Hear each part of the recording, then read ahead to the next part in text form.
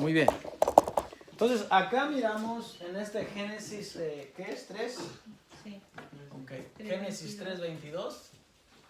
Aquí vemos que el hombre es echado fuera de la tierra. Echó pues Jehová al hombre fuera, y no solamente lo echó, sino que dice que puso puso querubines y puso una espada que se revolvía para evitar el camino nuevamente al jardín. Muy bien.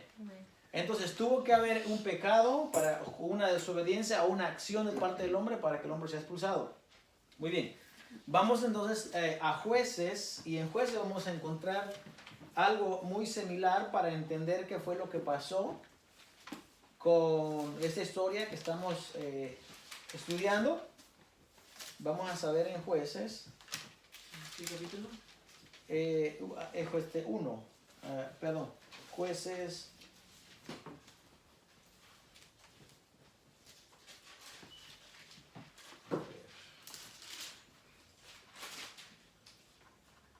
Ok, atrásito de Jueces está Josué. Josué 24, 29 al 31. Y dice la palabra del Señor.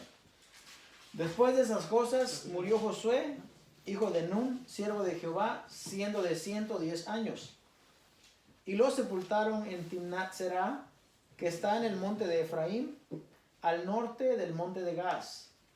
Y sirvió Israel a Jehová con todo el tiempo de Josué y todo el tiempo de los ancianos que sobrevivieron a Josué y que sabían todas las obras que Jehová había hecho.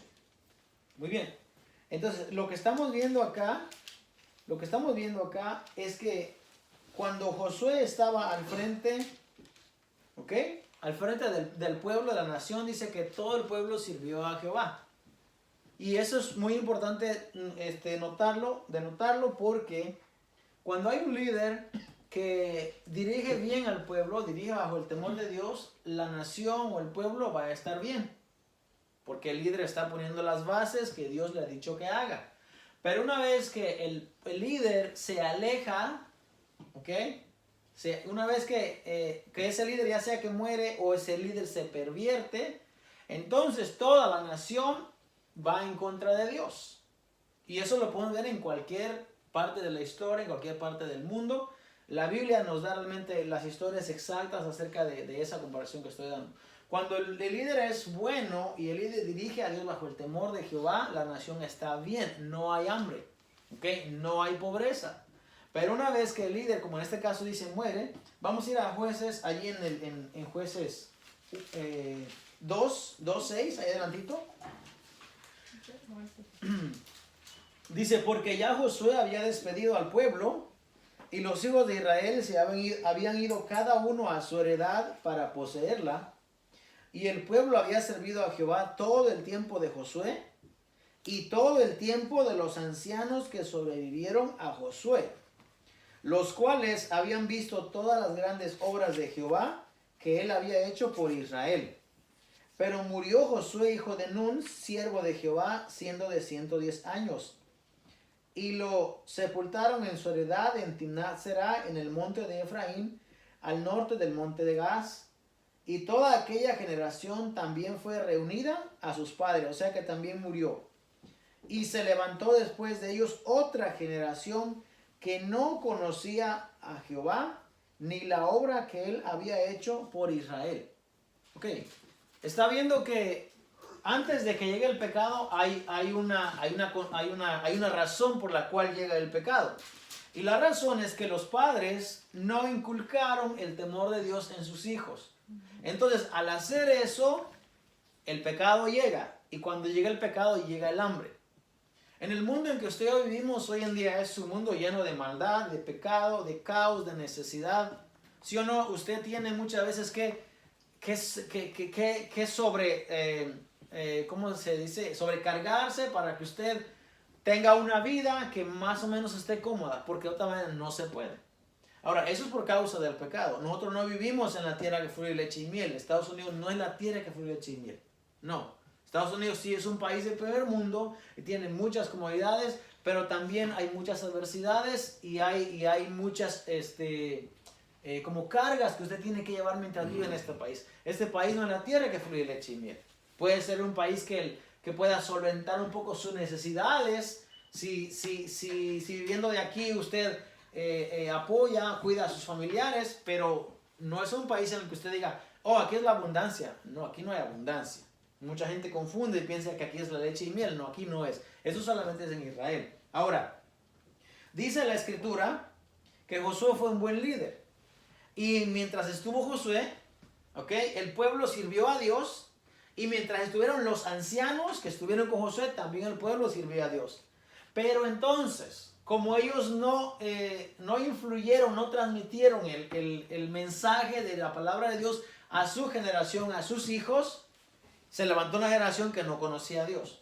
¿Cómo llegamos de una generación que abrió el mar rojo, que los muros de Jericó se cayeron, que destruyeron a todos sus adversarios, ahora a una nación cobarde que está escondida de los madianitas, que está escondida del pueblo que le quiere hacer daño, y hay pobreza? Fíjese, si seguimos leyendo, ahí mismo, dice el verso 11, dice, después los hijos de Israel hicieron lo malo ante los ojos de Jehová y sirvieron a los Baales. Hay algo que si usted no se ha dado cuenta, yo lo voy a decir, y eso se lo voy a decir porque es algo que yo he visto y yo he experimentado. El corazón del ser humano es malo y no quiere buscar de Dios. No quiere. De verdad, el hombre en sí, dice la palabra de Dios que no hay nada bueno en el hombre. Además dice que no hay justo ni a un solo uno. No hay quien mire a Dios. Dice Romanos que todos nos alejamos de Dios. Si Dios le da oportunidad al hombre para que escoja el bien y el mal, el hombre va a escoger el mal. No va a escoger la vida. El hombre realmente desde su naturaleza pecaminosa, desde que el pecado entró en el hombre, hay una maldición que está sobre la humanidad. Por eso es que el hombre muchas veces no quiere buscar de Dios. Y se inventa cualquier clase de razones, de excusas, de pretextos, pero el hombre no quiere buscar a Dios. Por eso la palabra de Dios dice que el reino de los cielos es de los valientes, porque usted tiene que esforzar. Si usted no se esfuerza, usted no va a ir al reino de Dios. No importa cuánto crea, no importa cuánto piense que sabe, no importa cuánto conocimiento tenga. Si usted no se esfuerza, no va a ir al reino de Dios. Y eso lo estamos viendo acá. La generación que se levantó después de Josué no conocía a Dios. Sus padres no hicieron el trabajo de enseñarles. Fíjense, estamos en Josué. Y Josué ya son los escritos, los históricos. Ya pasamos el Pentateuco, ya pasamos Moisés. En Deuteronomio 6, Dios le dice al pueblo: estas palabras que te mando hoy las enseñarás a tus hijos cuando te levantes, cuando te acuestes andando junto al campo. Estas palabras estarán en tu casa, las pondrás, dice, en los frontales de tu puerta, las escribirás en los frontales de tu casa para que tú los veas. Estas palabras tenían que repetírselas a sus hijos. ¿Por qué? Porque el ser humano se olvida. Nosotros nos olvidamos. ¿Sí o no? Muchas veces nosotros, cuando no estamos en este país, queremos llegar acá y prometemos a Dios y hacemos una clase de promesas y queremos decir, cuando llegue allá te voy a servir, y cuando llegue allá, y cuando llegue allá, o cuando estamos al borde de una crisis. O sea, cuando uno no tiene y cuando uno necesita, uno está diciendo: Señor, yo te prometo, yo quiero, pero al momento que obtenemos lo que queremos, Dios se quedó en un segundo, un tercer, hasta un cuarto término. Eso pasa con todos los seres humanos. Todos somos así. Por eso es que eso es consecuencia del pecado. Ahora, estoy hablando en un término de alguien que conoce la palabra de Dios, pero como de lejos. Porque alguien que es buena semilla, como dice la parábola de la semilla, va a dar fruto. Va a dar fruto. 4 clases de semillas. La misma semilla, el mismo labrador, pero diferente tierra. ¿Qué clase de tierra somos nosotros? Nosotros no queremos ser la tierra que como la semilla que cae en pedregales. ¿Por qué? Porque no tiene profundidad. Se muere. No da fruto. La que cae junto al camino, las aves se lo comen. La que cae entre espinos, dice que los espinos lo abrogaron, la obstruyeron y la mataron. Y la semilla se hizo infructuosa. Hay solamente una semilla que da fruto. Y es la de la buena tierra. ¿Qué somos nosotros? ¿Somos buena tierra ¿O somos la tierra que, como dice Pedro, está reprobada y está maldita y está pronto a ser quemada? Nosotros queremos ser buena tierra. Ahora, esto se lo estoy dando porque es el trasfondo, es el contexto de lo que es Ruth. Ruth comienza así. Ruth Ruth era la moabita, ¿verdad? A ella la conocieron cuando, me imagino que cuando Elimelech y Noemí se fueron a vivir allá. Pero de allá vino. Pero realmente, ¿por qué Elimelech salió de Israel? Es lo que le estoy dando a entender. ¿Cuál es la razón por qué después de estar en una tierra que fluye leche y miel, ahora se tuvieron que ir al exilio, tuvieron que salir? Porque se terminó la leche y miel. ¿Por qué se acabó la leche y la miel? Por causa del pecado. Tuvo que entrar el pecado en ese lugar, la desobediencia, para que realmente se terminen las bendiciones de Dios. Las bendiciones de Dios realmente llegan cuando usted está confiando en Dios y usted vive una vida conforme a Dios. Ahora, no estoy prometiendo bendiciones si usted se queda en el camino del Señor, porque eso suena mucho como el mensaje de prosperidad hoy en día. Debemos de saber qué cosa es bendición. En este caso se refiere a la comida, porque en aquel tiempo la gente no estaba pensando en tener haciendas, ni en tener carros, ni nada de eso. Aquí cuando habla de bendiciones se refiere a la comida, al alimento, que no te falte el alimento. Y eso es lo que sucedió acá.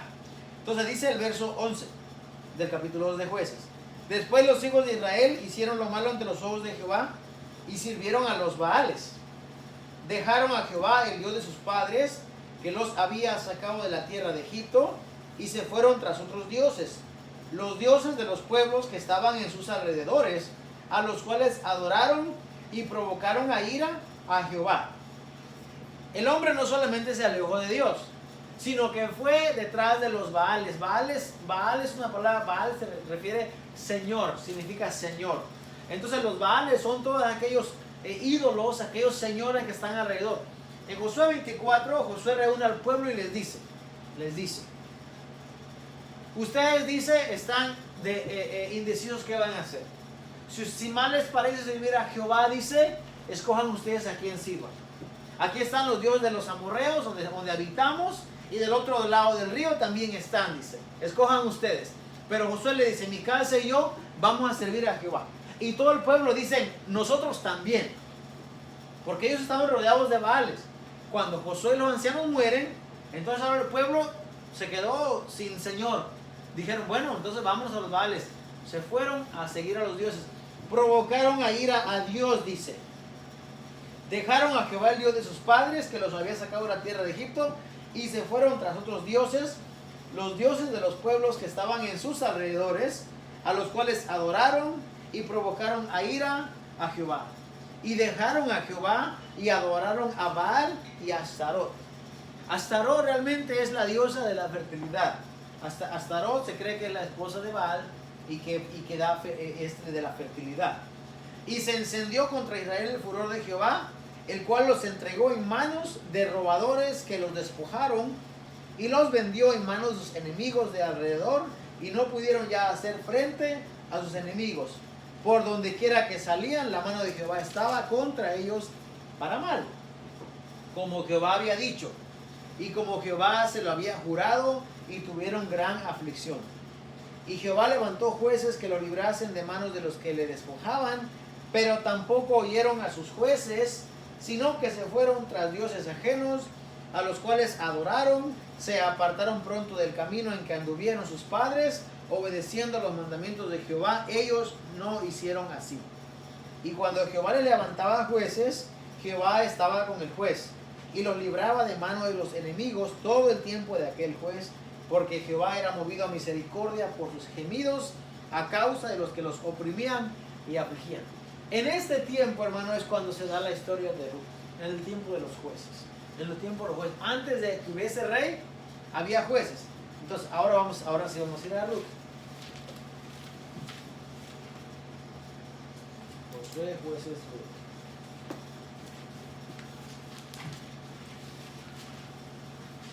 Muy bien. Teniendo el contexto de por qué hay hambre en Israel y por qué ellos tienen que mudar a Moab, entonces vamos a hablar entonces de aquel varón y de su mujer Noemí. Estos dos personajes tenían dos hijos, Malón y Kelión. La verdad, tenía el dato de lo que significan esos nombres, pero no lo tengo a la memoria en estos momentos. Entonces, dice que ellos eran de la tribu de Efraín, de Belén de Judá. Llegaron a los campos de Moab y se quedaron allí. Ahora, Noemí es aquella mujer que pierde ahí en ese campo a su esposo y a sus dos hijos. No se sabe, la Biblia no dice cómo es que murieron, quizás en un enfrentamiento, en una guerra, pero los varones murieron.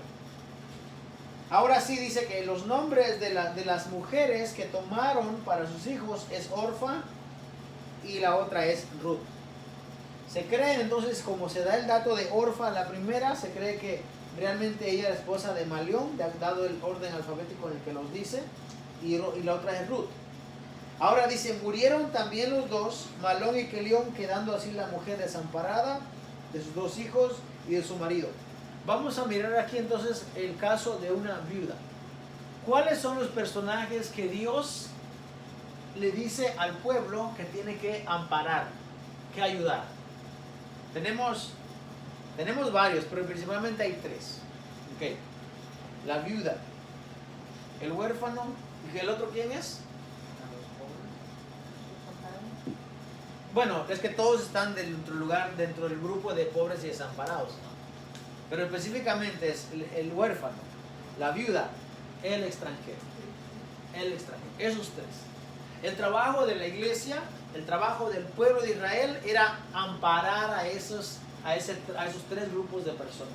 Porque esos tres caen dentro del círculo, dentro del grupo de desamparados, de pobres y de menos afortunados. La viuda o el orden no altera el resultado, ¿no? La viuda, el huérfano y el extranjero. Esos tres. ¿Por qué el huérfano? Porque el huérfano no tiene padre, no tiene quien mire por él, está desamparado. ¿Por qué la viuda? Porque la viuda, al no tener su marido, está en la misma condición que un huérfano. No tiene quien mire por ella. Estamos hablando, acordémonos, de un tiempo en el que no existía lo de las leyes que hay hoy en día, no existía este gobierno, no existía el socialismo, no existía nada de eso. Cada quien velaba por su vida. Y al una mujer quedarse sin su esposo, se quedaba desamparada. No tenía quien la protegiera, literal, no tenía protección. Entonces, estas personas, dice, ahora Noemí está en esa condición. Es viuda, no tiene sus hijos y ahora se queda sola. Literal, Noemí se queda sola porque sus dos hijos murieron. Ahora dice, verso 6. Entonces se levantó con sus nueras y regresó de los campos de Moab, porque escuchó en el campo de Moab que Jehová había visitado a su pueblo para darles pan. ¿Se acuerdan que Jueces decía que cuando Dios levantaba un libertador, Dios estaba con aquel libertador y lo libraba de sus enemigos a causa de la aflicción de ellos? Bueno, aquí es donde entra la historia de Ruth, ahí es donde encaja. En uno de esos tiempos, en uno de esos episodios, no sé si fue con Otoniel o con Sansón o con Jefté o con varón esforzado y valiente. ¿Quién era el que peleó contra el Baal, Jerobal? Hubieron varios jueces, muchos jueces. Débora fue un juez también de Israel, juntamente con Barak. Bueno, en uno de esos tiempos se encaja nuestra historia que estamos tomando. Entonces dice, Jehová había visitado a su pueblo para darles pan. Salió pues del lugar donde había estado y con ella sus dos nueras, y comenzaron a caminar para volverse a la tierra de Judá. Y Noemí dijo a sus dos nueras, andad, volveos cada uno a la casa de su madre. Jehová haga con vosotras misericordia, como la habéis hecho con los muertos y conmigo. Os conceda Jehová que halléis descanso, cada una en casa de su marido. Luego las besó y ellas alzaron su voz y lloraron. Y le dijeron, ciertamente nosotras iremos contigo a tu pueblo. Primera intención. Y Noemí respondió, volveos, hijas mías, ¿para qué habéis de ir conmigo? ¿Tengo yo más hijos en mi vientre que pueda ser vuestros maridos? Volveos, hijas mías, e iros. porque yo ya soy vieja para tener marido, y aunque dijese, esperanza tengo, y esta noche estuviese con marido, y aún diese a luz hijos, ¿habrías vosotras de esperarlos hasta que fueren grandes? ¿Habrías de quedaros sin casar por amor a ellos? No, hijas mías, qué mayor amargura tengo yo que vosotras, pues la mano de Jehová ha salido contra mí. Muy bien, fíjese, ellos asumen que Dios había salido contra ellos y que era castigo de parte de Jehová. Este libro de Ruth, aunque está ahí, porque en la Biblia como que tiene una secuencia, y este libro de Ruth está metido ahí como que no es parte de ningún lado. Si usted se da cuenta, Jueces realmente no habla de Ruth, habla del tiempo en el que pudo haber sucedido lo que pasó con Ruth. Pero de ahí de Jueces, lo que tenemos es el libro de Ruth, porque es la historia de donde va a salir un personaje muy importante, ¿ok?, de esa historia. Si este libro de la redención, si este libro no estuviese aquí, nuestro Mesías no tiene origen, tiene que estar aquí. Y esta historia es muy importante conocerla porque es la historia de la redención. Es la historia de la redención. ¿Ok? Entonces, sigue diciendo. Y ellas alzaron otra vez su voz y lloraron. Y Orfa besó a su suegra, mas Ruth se quedó con ella. Y Noemí dijo, he aquí tu cuñada se ha vuelto a su pueblo y a sus dioses. Vuélvete tú tras ella. Fíjense que regresar y dejar a Noemí implica no solamente que va a dejar a la que era su suegra, sino que va a dejar al Dios de Israel. Y hay algo en Ruth que no permite que eso pase. Ruth como que ha visto en Noemí algo que es mucho más importante que aún su familia que ha dejado en Moab. Porque Ruth, Noemí, aunque ella piensa que hay algo de parte de Dios contra ella, Noemí es una mujer que da testimonio. Y ha dado testimonio al Dios de Israel.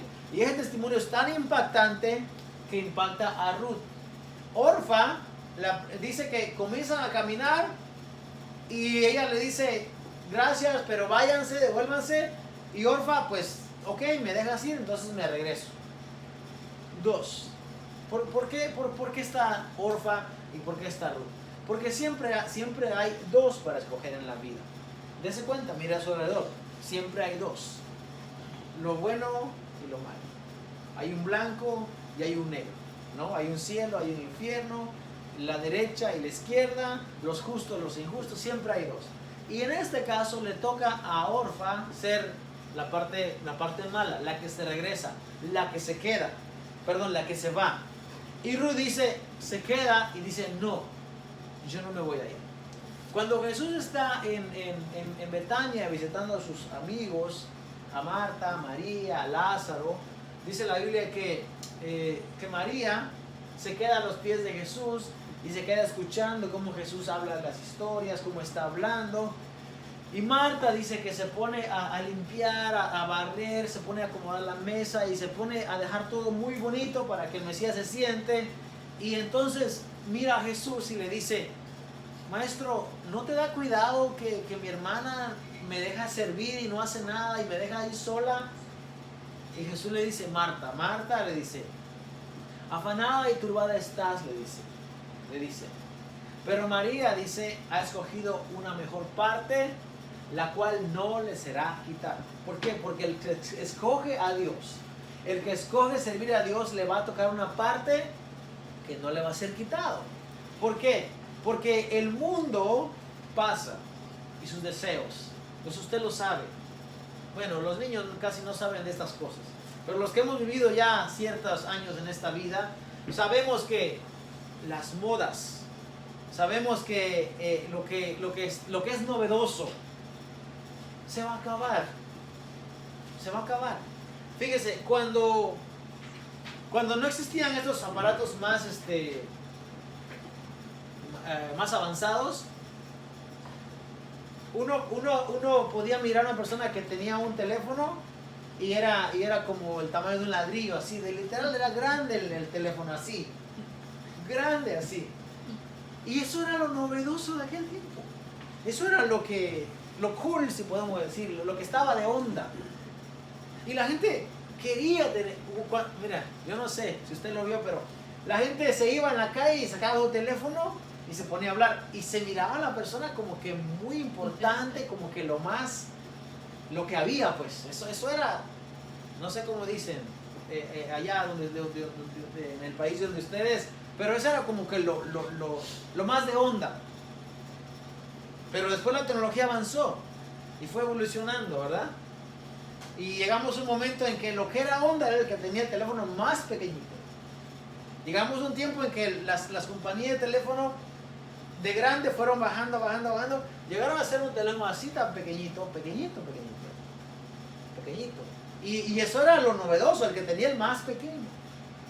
Bueno, ahora resulta que van para arriba otra vez. Y ahora el que tiene el teléfono más grande es lo más novedoso. El mundo pasa y sus deseos, hermano. No se preocupe usted si usted no tiene un buen carrazo del año, si usted no tiene una ropa de marca, si usted no tiene el teléfono más avanzado, porque eso va a pasar. Como le dice Jesús a Marta, estás afanada, estás turbada con tantos quehaceres. Tranquila, le dice, mira, dedícate mejor a escuchar la palabra de Dios. Enfócate mejor en escuchar lo que es más provechoso para tu vida. Eso le dice de María. Ahora, ¿por qué digo esto? Porque Orfa estaba con Noemí mientras tenía su esposo, tenía un estatus, tenía alguien que la protegiera, tenía alguien que la amparaba. Pero una vez que ese beneficio se quitó, entonces Noemí pasa a ser literal como que fuese a una persona sin valor, no le puede dar nada y dice, no, pues yo mejor me voy. Pero Ruth no hace eso. Ruth se queda, Ruth escoge la mejor parte. Estamos en este tiempo, viviendo en este mundo, y usted tiene que decidir cada día qué va a hacer. Usted tiene que decidir. ¿Qué es lo que decide? ¿Qué es lo que prefiere? ¿Prefiere no venir a la iglesia y prefiere dedicarse, enfocarse en otras cosas? Usted tiene que tomar una decisión. Porque el mensaje de la palabra del Señor es para nosotros. Independientemente de cómo lo apliquemos, ¿okay? Es para nosotros. Nosotros decidimos si lo queremos obedecer o queremos ir por otro lado.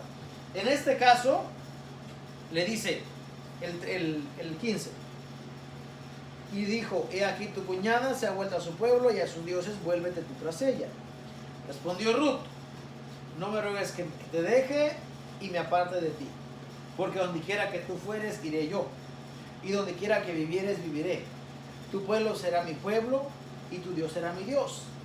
Donde tú murieres, moriré yo, y allí seré sepultada. Así me haga Jehová y aún me añada que solo la muerte hará separación entre nosotras dos. Esta palabra que dice así me haga Jehová quiere decir que Ruth había adoptado al Dios de Israel en su corazón y se había hecho partícipe del Dios de Israel, porque este juramento solo dice a alguien que está comprometido realmente con Dios. Y aquí miramos el ejemplo que resalta mucho en el mundo que vivimos. ¿Cuántos muchas veces hacemos un compromiso con Dios de servir a Dios? Muchos nacieron en el Evangelio, o por lo menos en lo que se dice el Evangelio, y conocen la palabra de Dios desde pequeño, pero llega un momento en el que tienen que tomar una decisión. Y aquí miramos que la decisión de Ruth realmente es: yo voy a seguir al Dios de Israel.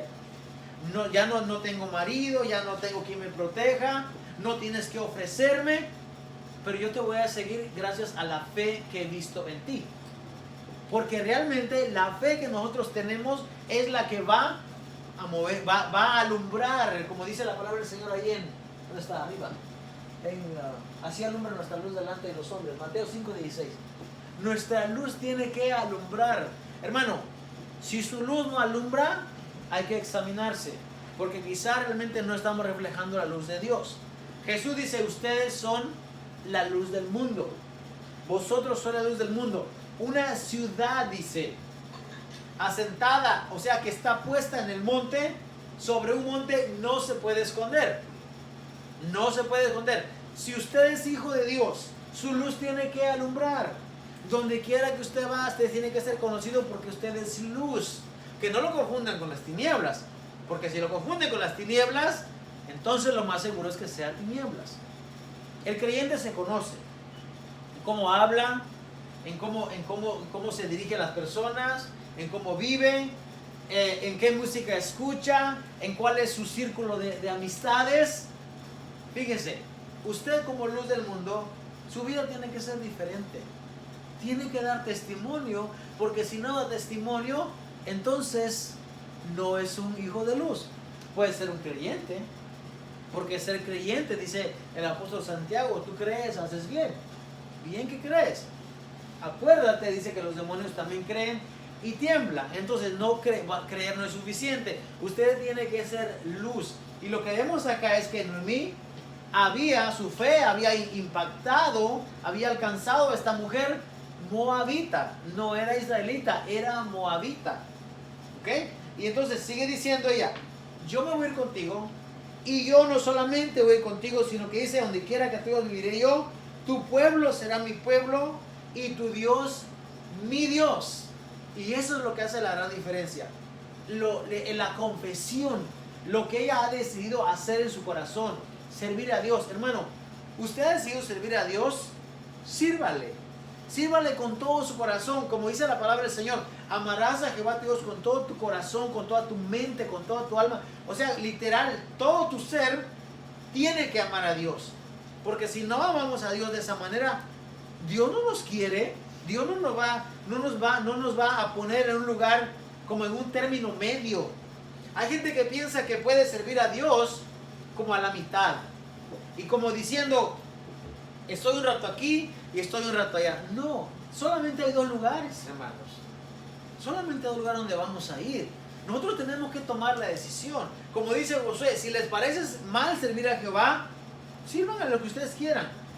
¿Por qué? Porque Dios no está buscando personas, porque Dios quiere que vea a alguien y le adore. Alguien en una ocasión dice que Dios hizo al hombre para que el hombre le adorara. Eso es mentira. Dios no hizo al hombre para que Dios hizo al hombre para que enseñorease la creación que Dios había hecho, para que fuera el administrador, para que fuera el que impartiera justicia, para que hiciera todo conforme a la voluntad de Dios. Pero Dios tiene ¿cuántos ángeles, cuántos ejércitos, cuántos millares, dice la Biblia, que Dios tiene, que le adoran día y noche? Millares de millares. Los ejércitos de Dios se cuentan por ventenas de millares, dice. ¿Usted cree que Dios está buscando una persona, o Dios hizo al hombre para que ven, adórame, ven, necesito que me adores, quiero que me adores, que me traigas alabanza? No. Somos nosotros los que somos beneficiados de lo que Dios tiene para nosotros, pero tenemos que decidir. Así como hace Ruth.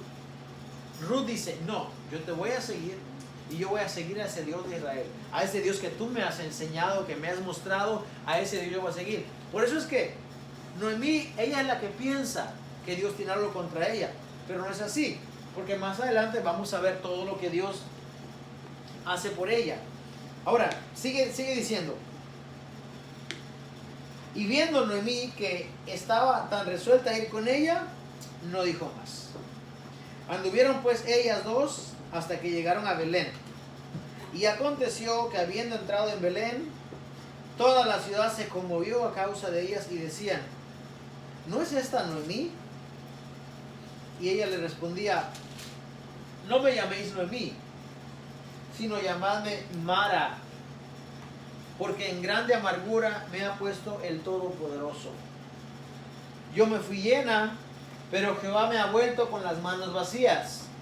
¿Por qué me llamaréis Noemí? Ya que Jehová ha dado testimonio contra mí y el Todopoderoso me ha afligido. Así volvió Noemí y Ruth, la moabita, su nuera con ella. Volvió de los campos de Moab, llegaron a Belén al comienzo de la siega de la cebada. Muy bien.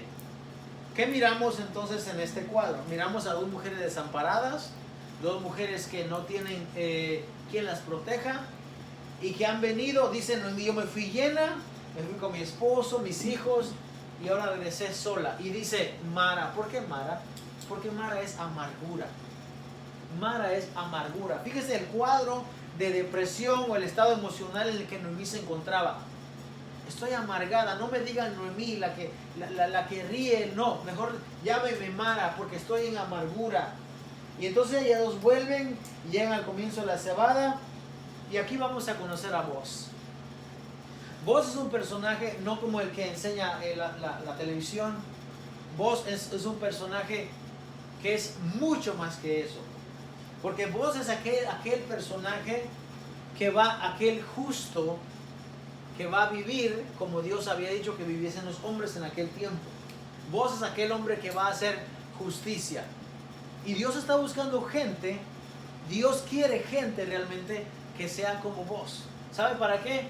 Para que enseñen la justicia al mundo. Nosotros estamos aquí porque queremos aprender a ser justos. ¿Qué dice el apóstol Santiago? La religión pura y sin mácula es esta: visitad a los presos en la cárcel, visitar a las viudas, visitar a los huérfanos. ¿Y qué más dice? Y guardarse sin mancha para el mundo.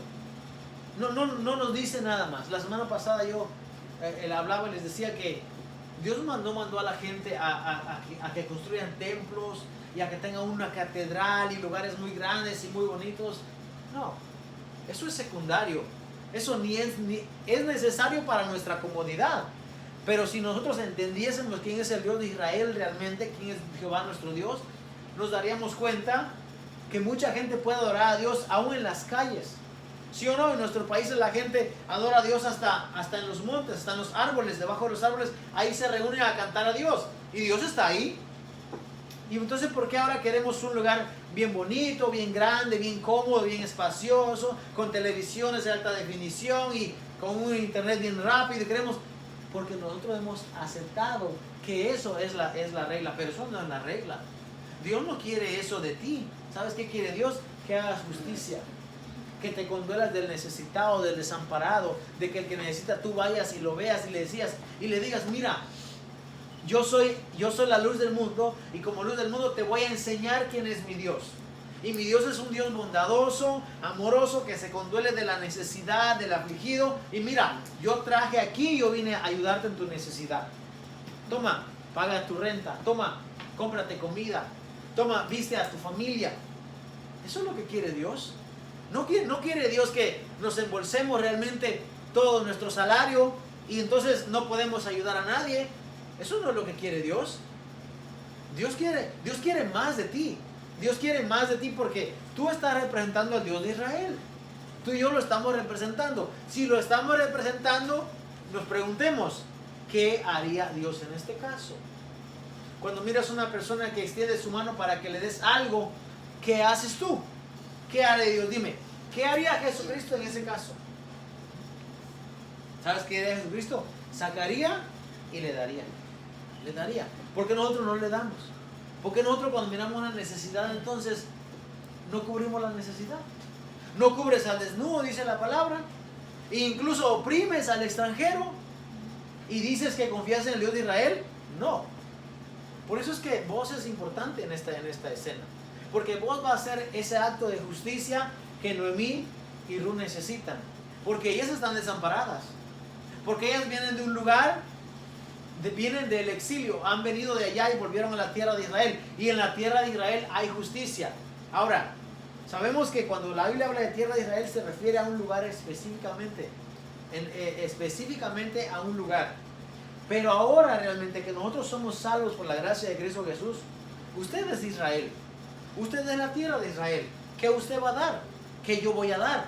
Es un compromiso y es realmente, en sí es ¿cómo se dice? Challenge. Es un reto. Es un reto para usted. Porque usted no puede decir, yo soy la luz del mundo, pero yo no miro la necesidad de aquel que está tirado en la calle. Entonces no eres la luz del mundo. Tú no puedes decir, yo soy la sal de la tierra, pero no abrigas al que necesita. Entonces no eres la sal de la tierra. ¿Y qué pasa con la sal cuando pierde su sabor? Dice la palabra del Señor que la sal cuando pierde su sabor no sirve para nada, sino que se echa afuera, dice, y es pisoteada por los hombres. Se vuelve nada. Lo que daba sabor, lo que era necesario, ahora no sirve para nada. No. Si usted es la sal de la tierra y usted es la luz del mundo, usted debe hacer justicia. Haga justicia. Como dice el apóstol Pablo, cada primer día de la semana, cada quien aparte algo. Cada quien aparte algo. Pero no para mí. Escuche bien. No dé para el que ya tiene. Si alguien ya tiene, no necesita. Y ese es el problema que hay. Que la gente es tan avara hoy en día que nunca dice es suficiente. Mira, dice el apóstol Pablo, si tú tienes techo, tienes vestido, tienes comida, estate conforme. Llega un momento en que ya debe haber conformidad. Si alguien está enseñando y predicando y usted lo ve que tiene vestido, tiene comida, ¿qué más? ¿Tiene techo? No necesita. ¿Quién necesita entonces? ¿Quién necesita? Aquel que le faltan esas cosas. Vamos a proveer para aquel que hace falta. Usted no tiene que traerme dinero a mí, no tiene que traer dinero al que está predicando, no. Fíjese, abra sus ojitos, mire dónde está la necesidad y allá vaya, y allá súplale. ¿Por qué? Porque es lo que la palabra de Dios dice. Jesús no vino aquí a enseñar que hay que hacer un imperio y hay que cobrar y hay que darle al que ya tiene. No, Él dice, vende lo que tienes y dáselo al pobre. Haz justicia. Haz justicia. Porque el mensaje de la palabra de Dios redunda en eso. En que el hombre debe ser un árbol de justicia. Tú debes dar fruto para que el mundo coma. Para que el mundo pueda decir, ese es un hijo de justicia. Ese es un hijo de Dios. Y eso es lo que va a hacer vos. Y hoy no vamos a estudiar a vos, pero comenzamos. Ya salió vos a la escena. Vamos a ver quién es vos y por qué es importante. ¿Por qué es importante este personaje? ¿Qué es lo que hace? Aunque no debió de hacerlo, aún él lo hace. Y así tú y yo, aunque muchas veces está fuera de nuestro alcance, esforcémonos.